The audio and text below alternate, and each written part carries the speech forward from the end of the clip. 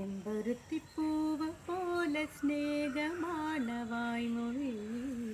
செல்லம் கொஞ்சம் கோடை கூட ஆகிடாதோ மார்கழி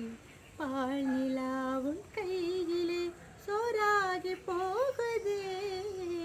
வானவில் நீ சூடிட மேலாடையாகுதே கண்ணம்மா